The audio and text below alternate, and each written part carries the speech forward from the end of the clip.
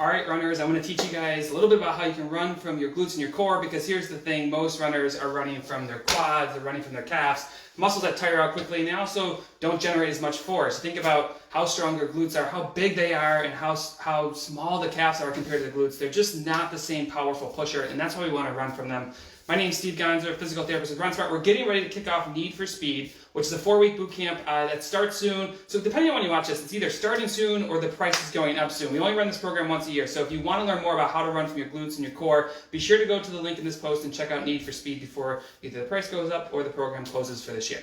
So traditionally what you see with most runners is that when I talked about it earlier, when they run from their calves and their quads. It's a really low swinging gait. So if you're a runner who's ever seen a picture of yourself like this and it looks like you're kind of walking, chances are you're one of these runners. Or if you're a runner who you feel like you scuff a lot, or maybe you catch your toe on your runs, this is certainly you. So as that leg swings through, we're not engaging the core and the glutes to lift the legs and swing it through, and the hip flexor to swing that leg through. So you push off, and as that leg comes through, it stays nice and low, and you get this scuff here, or you catch the other foot, or you stub your toe on a curb, things like that, and you're not picking them up.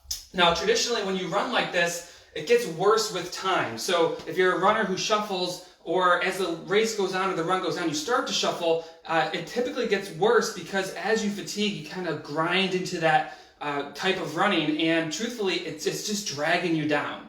Now, if you want to run from your core and glutes, I'm going to show you what that kind of looks like and how you can think about it, but be sure to check out Need for Speed. Again, it's a link in the post. This is what we're going to be teaching over 4 weeks. It's a deep dive, step-by-step system to open your stride, break away from shuffling, run more consistent paces. So instead, what you need to be thinking about, you can try this on your run today. I'm going to point this down a little bit so you can see my feet a little bit better. When you're on your run today, what we want you to do is, at push-off, you're going to think about taking yourself and firing that leg forward. And by firing that leg forward, what's going to happen is it's going to cause you to engage your core and your hip flexor to pull through, and the leg is naturally going to pick up a little bit and start to swing through. So on the front end of that stride, it's going to pick up, start to swing through, and because of that little bit higher of a lift, it's going to cause you to travel further on every step. I want to make it very clear, though, that when you do this, it's going to be uncomfortable, it's going to be actually faster for you, but you're going to tire out pretty quick. So we want to make sure that you have the drills in place, you have the strength and flexibility in place, because if you just go out of the road and you're on your run today and you start driving that knee, you're going to speed up, but you're not going to know how to control it, you're not going to know how to pace it. It's just going to show you that there's speed there, and that's what we're going to be focused on in Need for Speed, is how do you harness that, how do you use it on race day and during runs so you can be faster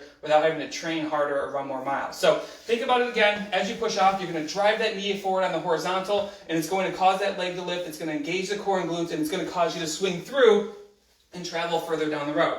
Now, one last thing we see a lot of people make a mistake with when they try this is they're like, oh, I can do that. And they overdrive. When you're doing this, you're not lifting your knees up, you're just sliding it forward, and you're going to give a little bit of a flick forward, and that's going to provide that oomph and that little acceleration through your stride.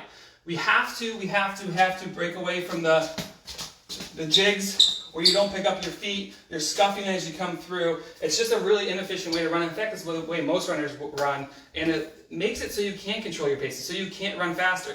Now, the beauty of this whole thing in a Need for Speed, when you learn to run this way, and you can learn to run from your core and your glutes, straighten you out, and you learn to run from your core and your glutes, is that it's like untapped speed.